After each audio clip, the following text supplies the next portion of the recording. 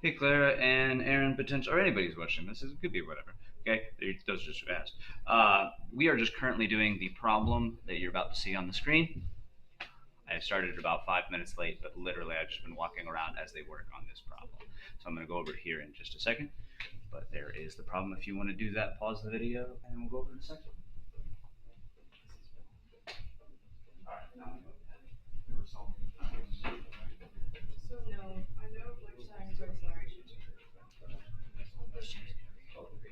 Oh, yeah, yeah. So you did 7 arms and 15. I want to see if I'm going to the right direction. It's like, I feel like this is too much energy and not enough anything when you're doing this, so I don't know if I'm just like, oh yeah. Like, is that how it felt to you? And here's what you have. What you know now is the worst tension of life is on this triangle of this force, the y You can side. change your. So you have one side of the triangle, but Like, I have my. all other sides. I'm just trying to.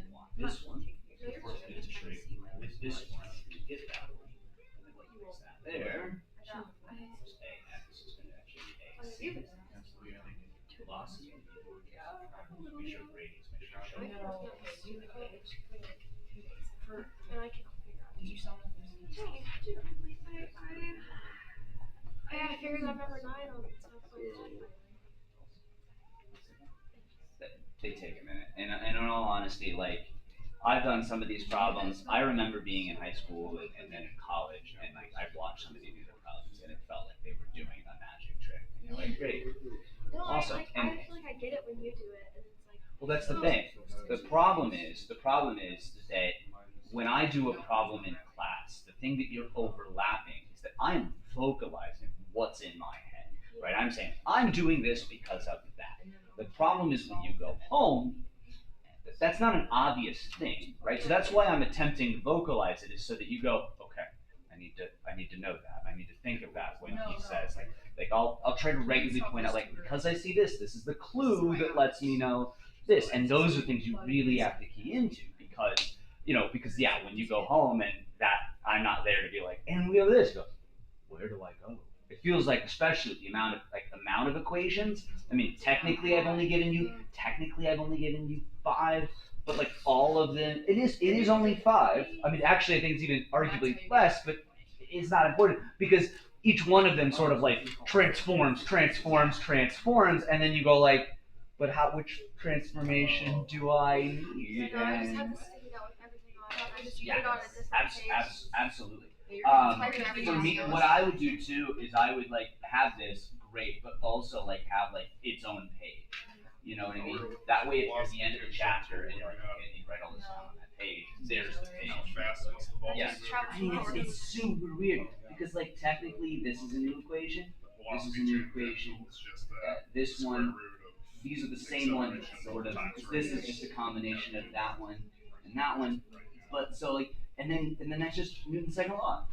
That's Newton's second law, and obviously force fundamental force of gravity. Now, arguably, like within centrifugal acceleration, we don't consider that, and that's not new. There's just 4, which yeah, it doesn't feel great because it's not. It doesn't feel that way. No. All right, guys, I'm gonna go over this now. I love the conversation. Like I said, I want to do these as a group. You gotta learn. I'll tell you this right now. If you're sitting there and you're like, but I'm uncomfortable working in a group, I work better myself. There is literally no job in this field, or honestly, there's almost literally no job, period, in which you do not have to learn some form of communication and working in a group. I did this, what did you get? Hey, I got stuck on this part, what did you do? Collaboration is the name of the game.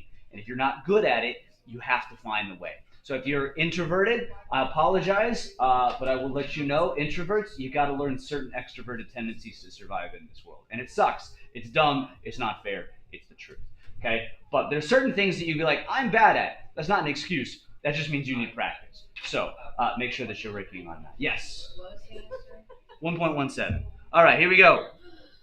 Here it is. So this is just running through this particular process. The first thing that you might go to is you might say, hey, I'm looking for velocity. Velocity is buried in acceleration. I know it's accelerating in the x, so I'm going to sum the forces in the x. It looks like most of you guys have this on your page. What I'm also showing you up here is what I would argue is the bare minimum amount of work that I would need to see here. I need to see what equation you're getting this from and what it transforms into. So make sure that this right here does not just appear on your page. Next. All right, same thing in the y. Sum in the forces in the y, mass times acceleration. As many of you saw, there is no acceleration in the y, which means sum of force in the y minus force of gravity is equal to mg, and technically there's a sub-step in there as well. Finally, if I've got force tension in the y and I want force tension in the x, trig, right? You do that trig. So we found tangent because tangent compares the opposite, which is force tangent in the x, and in the y, which would be the adjacent in this particular case. And you end up with force tension in the x equals mg tangent of 18. So what I then do with that equation right here is, I can put it right back up into this equation. And as I put it right back up into that equation, you'll notice right here the magic happens. Why don't you need to know mass based on this equation? Cancel. To understand why they cancel, I'll just go over this again real quick. We've done this a few times. That is technically the property of inertia. That is technically the property of gravity. So doubling the mass would double the gravity, would double the tension, which should make twice the acceleration, except we also have twice the inertia, which means acceleration should stay exactly the same. So yep, they do cancel. And then you guys, I think most of you guys found radius already. So from there, we can just use the equation for centripetal acceleration, which is vt squared over r, right? R goes up in front times g tangent square root, and you end up with 1.17 meters per second. If you can do that problem relatively easily, I think you are in a fantastic spot, quite frankly. Okay? If you're not quite there yet, that's okay. And when I say easily, don't get me wrong. I heard you guys kind of struggling through, but that's what I mean when I say that this is some of the things you got to do on these particular problems. It is. Like, your brain has to be trained to look for these things. It's not natural to go looking for these particular things. Now, as you do more and more problems, hopefully you will find that, like, oh my gosh, this problem is identical to this other problem he did, and make those connections. For example, there was a problem on your homework, or maybe you noticed this or didn't, that asked you the mass of a particular planet, it told you the radius, and it told you the period. You might look at that and go, holy crap, this is literally just the Peter Griffin problem that he did in class. Yes, it 100% is. As a matter of fact, if you take the final equation, mass of Peter, that can double really well in subscripts as mass of planet in that particular case, and it does end up the exact same way. Obviously, I want you to show that work, but all right, let's move on. So, excellent, Peter Griffin. All right, moving on. Excellent background music, Spice Girls, but I'm going to move yes. What does it know, like in a problem like this, and find like angular velocity or I got a negative under a Excellent question. That really comes down to what's easiest to find. Usually, both are accessible just through radius. Here's a good way to put it, okay? That this equation here and this equation here are in fact the exact same equation. It's just that this is being combined with the conversion. And the conversion is this guy right here. Okay? So if you want to, I think I said this at the beginning, but you've had a lot of stuff since then. What I did say is that technically you could always use this. In which case, okay, how do I avoid using that? Well, you'd have to know when you're getting angular velocity. So I would say something like, hey, I make a revolution in 3 seconds. Where you go, okay, that's 360 degrees, that's 2 pi radians in a certain amount of time. So he is asking for angular velocity, or angle over time, not for distance over time. Does that make sense? So if I give you that, really I would say the answer to your question is coming down to identifying whether or not I gave you the stuff for this or gave you the stuff for that, right? Because that's really what it is, okay? Ultimately, if you recognize it's this, you use this equation, right? If you don't want to use this equation, you could take this through this equation. Here, you could always use that guy right there and you'd be fine, okay? So that actually transitions me really well into today's subject, Okay, we are now moving on to the back half of the chapter, but it's not a half, it's more of like, honestly, like a 20th. Okay, the bulk of this chapter is what you've already gone over, so I don't want you to, there is some difficulty to this, but it's sort of review. There's maybe only one thing you kind of got to get understood in this particular section. And let's review an example I gave you at the beginning of the chapter. Okay, I told you that there were two systems that we were going to analyze. Okay, and I said that the problem was when you turn, you see both of them. Okay, so I walk in a 90-degree turn, a 1.57 radian turn. I've got to recognize both of them. What were they? What two things just changed by 1.57 radians? Be a little bit more, you're right, but be a little bit more specific. Direction of velocity changed, and what else? Rotation, correct. Now, to this point, did you not say that? Well, yeah, that's fine. Yes, that is the same thing. Orientation, rotation, that is the exact same thing. Okay, so to this point, which one have we been dealing with? We've been dealing with direction of velocity, correct. You can't just say direction because both of them have to deal into, correct. The changing of velocity, the acceleration. Okay, there's been a word that's been potentially coming up in your homework that I have avoided talking about specifically in here, and that is the idea of acceleration tangential. I'm going to talk about that a little bit specifically today, okay? But let's just put these three on the board because right now you know two of them, okay? Well, actually, you know all three. Let's be honest, you actually do know all three of them, but you just haven't heard one of them in the word that it said. All right, what is the definition of acceleration? Correct. And over here to the side, I'm going to remind you that a way to think about velocity is that it's magnitude plus direction, and its magnitude is speed, and therefore you can kind of think about it as speed plus direction. And when we say acceleration, any of those could potentially change. Okay? Acceleration centripetal happens when specifically what part of velocity changes? When direction changes. Does the speed change under these conditions? No. And when does this occur? When does this happen? There it is. When acceleration, if this is velocity, and acceleration runs perpendicular. So, just to use your basic logic here, the first thing up there says, hey, either of them can change. Acceleration centripetal says, just direction can change. So if you had to follow, guess what acceleration tangential means? Just speed changes. Now, the reason why this is not new, this is what you've basically been using prior to this chapter. It's just that when acceleration has been dealt with, it's always been tangential before we got to this chapter. Okay? So this is when speed changes. And I think you can follow this as well. If direction changes only when acceleration is perpendicular, when are we going to get acceleration tangential? When it's parallel. When it's parallel, correct. If velocity goes this way, and this is what you're used to, and acceleration goes that way, the object speeds up. If it goes the other way, object slows down. Only speed changes. Does direction change? No. So arguably, this is, like I said, acceleration tangential is not new.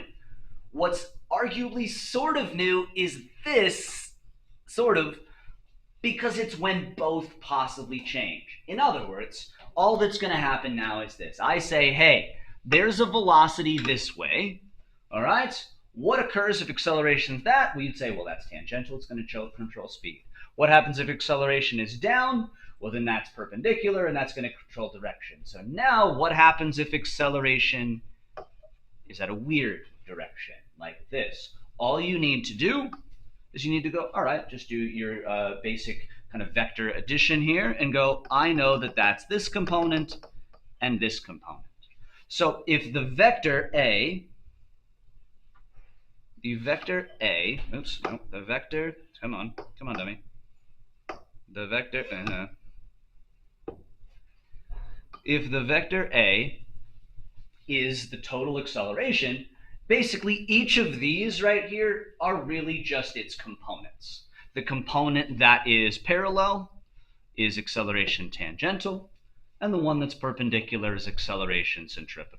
We are not going to do any math with a situation like this. The only thing that would happen with a situation like this right now is I would ask you, what is that object going to do? And you should be able to tell me in terms of both direction and in terms of speed what it's going to do. So let's start easily with speed. What's that speed going to do? Increase. Because it's parallel going the same way, right? See, acceleration tangential is going that way, so it's going to increase. And then in terms of direction, what is this arrow now going to do? Down. You should be able to say like down, left, right, you know, that type of thing. So the velocity is going to start to aim downward because of acceleration centripetal. Does that make sense? Okay, so acceleration centripetal, as always, can be calculated with dt squared over r, or angular velocity squared times r. Acceleration tangential, how do you calculate that? Just like you always have. Acceleration tangential is just velocity final minus velocity initial over time. Now, when we say velocity initial and velocity final, those are actually the speeds in this particular question, just like you always have. Or I should actually just extend this. How do you get acceleration tangential? The answer is kinematics. Remember we said, when an object is accelerating, that's when we use those 5 kinematic equations. So, what's it? So, wait. So, the tangential is just like acceleration. All of these are, basically, all of these are acceleration. If I use the letter A, it's the exact same definition. Acceleration is the change in velocity over time. All that we have, these 3 things up here, is just talking about all the possible scenarios that could occur. Acceleration is both of them could change.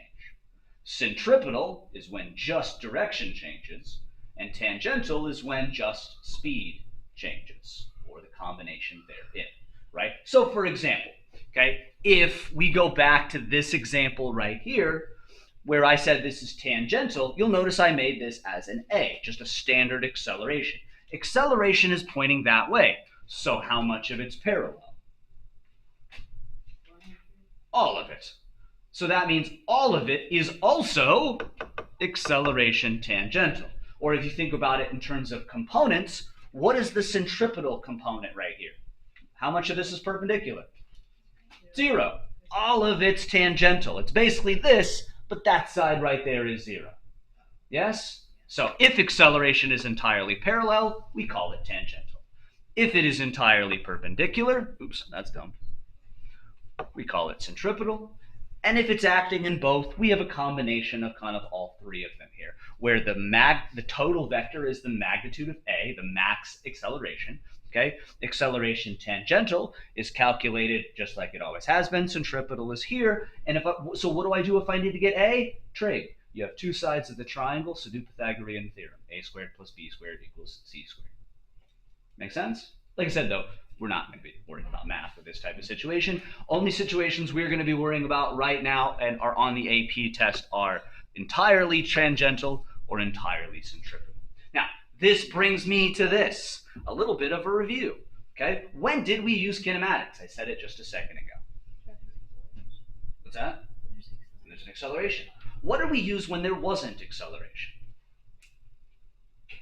So when there's acceleration, we used kinematics. Question on the table is, what if acceleration was 0? And I think it was just said, what equation did you always use? Just velocity is staying the same, so it's basic displacement over time, right? Hey, this looks familiar.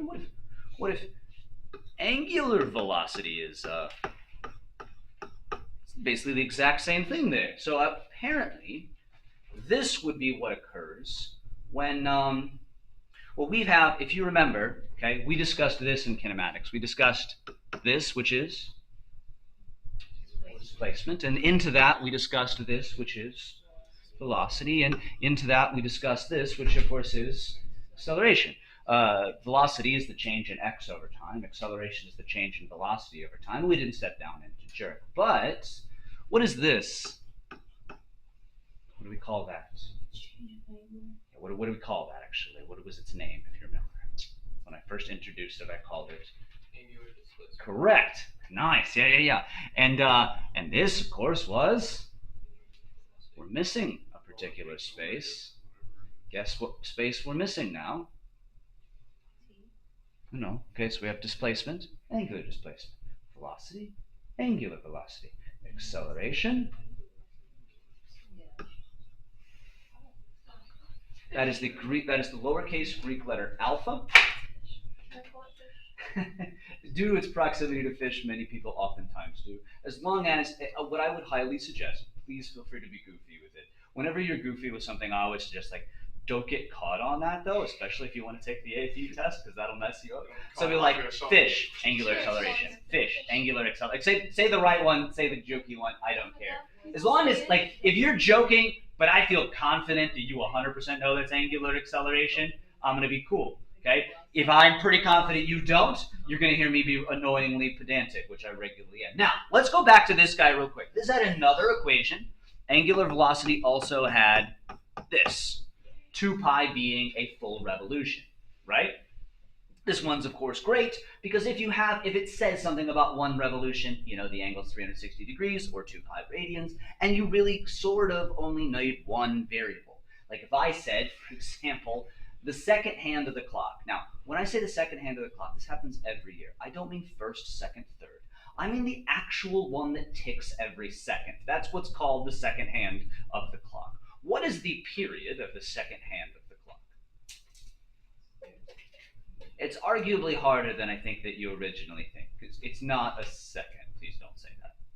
What is the period of the second hand of the clock? Be a little bit specific on units, please. Seconds, correct. It's 60 seconds. So You said that like 3 times. And I'm a human being only capable of interacting with probably 1 or 2, 3 people at the same time. I don't have all the space in my mind to do all those things. Okay, so find angular velocity at the second hand of the clock. Go. Shouldn't take you long. Put it down on your page. Don't get your calculator out first. That ticks me off. Write it down. Write down the word. Why do I want you to do this?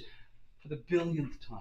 When stuff is simple, of course you can go quick to the answer. And when you do that, that's fine. But then when stuff gets more complicated, you don't have the muscle memory in your head of doing things the right way, so you have no idea how to do that simple thing, despite the fact that it's relatively simple. Make sure you show the work. So angular velocity, this is what you should have on your page. It also took me a grand total of about 1.5 seconds to write down. So do that, then put it down in the thing, and what is your answer with correct units, please? Why didn't you use the delta L or whatever it is? Theta? I did. Is this 0 point? I mean, they're the same thing. These are the exact same thing. This just says, what is theta when it's a full revolution? 2 pi radians. That's all it is. This literally is the same equation. Okay, so what's 0.107?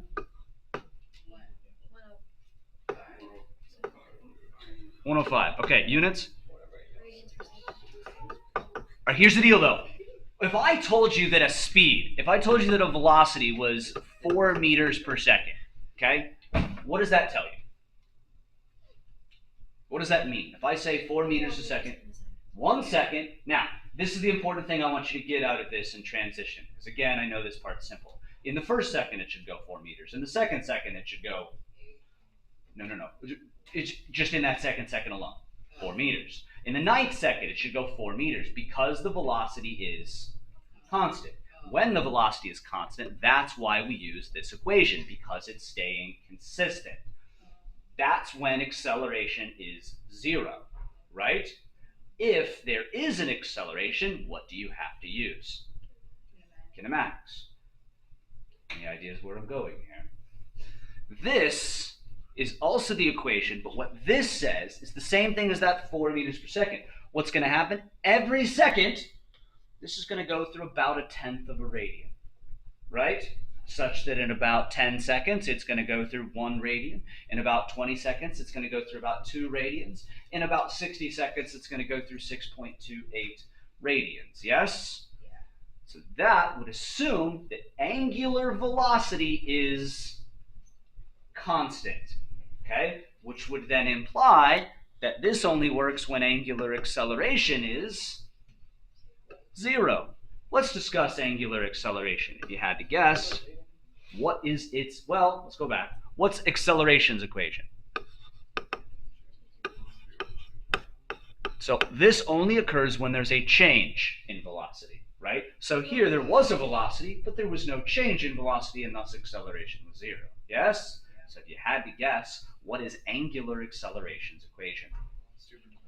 No. Change in angular velocity. And that is really what I wanted to hit home. Despite me telling you this right now and enforcing it, and some of you rolling your eyes at the simplicity of it, so many of you on the test, like I can guarantee right now, will do this. That's not an equation. Not an equation, not an equation, not an equation. Here's what you'll do on the test, despite me saying that. I just asked for what the angular velocity of the second hand of the clock was, and you correctly did this right here, okay? Then what I would ask on the test is, what's the angular acceleration of the clock? And what people will do is they will go over here, and by the way, this is incorrect, and they'll go, hey, that's just 0.105 radians per second divided by 60 seconds. And no, it isn't. That is not the correct answer at all, because that is the correct equation. How much has angular velocity changed? When angular velocity is Over 60 seconds. How much has the angular velocity changed? How much is the angular as I walk 4 meters per second, how much does that 4 meters per second change as I go for 30 seconds? It doesn't. It stays at 4. It stays at 4. Every second I go 4. Every second I go 4. Every second I go 4. Angular velocity. What does this say? Every second I go 0.105 radians. What about the second? How far do I go?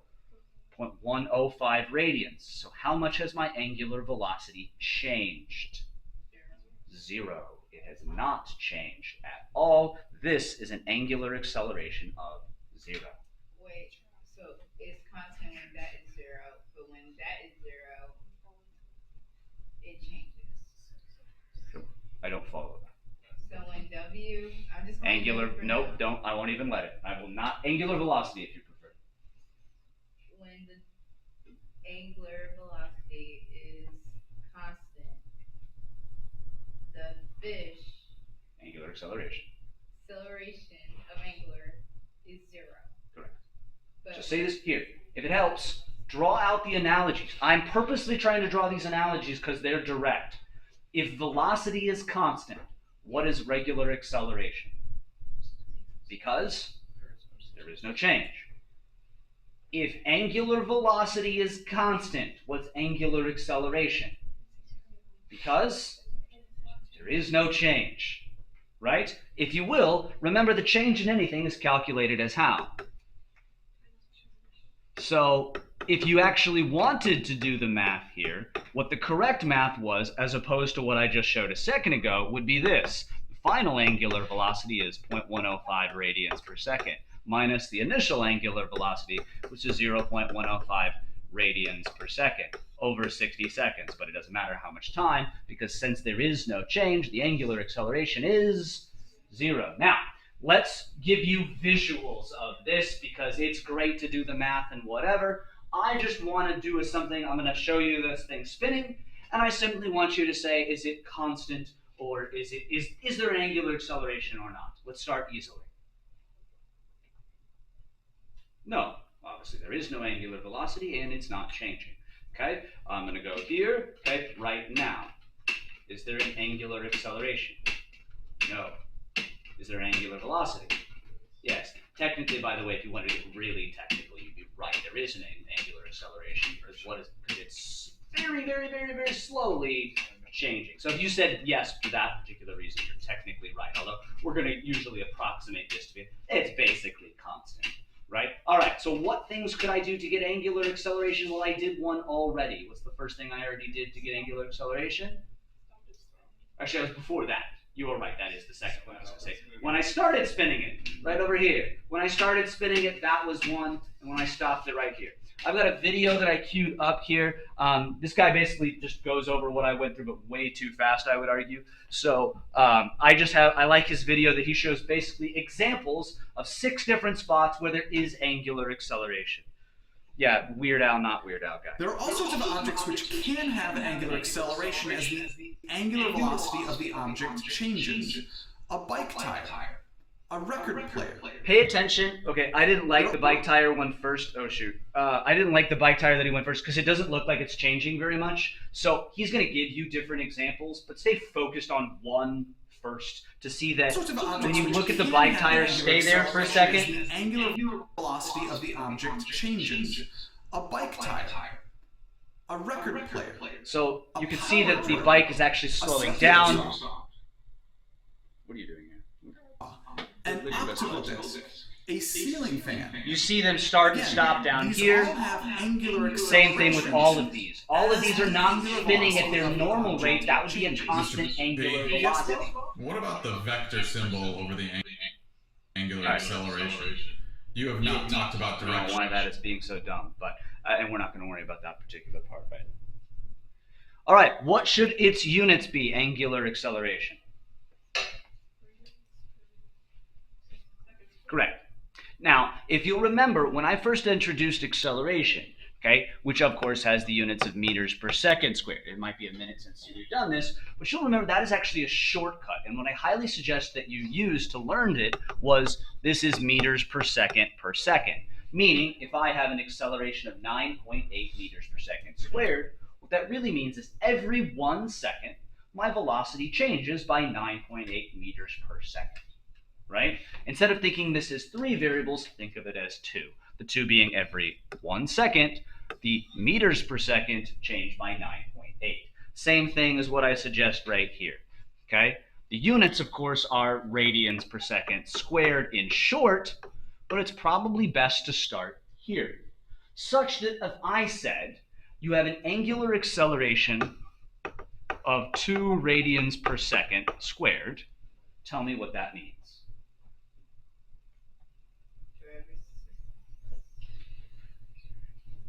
Every second, Every second? the angular velocity is speeding up by 2 radians per 2 second. radians per second, correct. Now, a couple things to note here. Technically, positive and negative still apply. Positive and negative on angle goes all the way back to math. A positive angle is when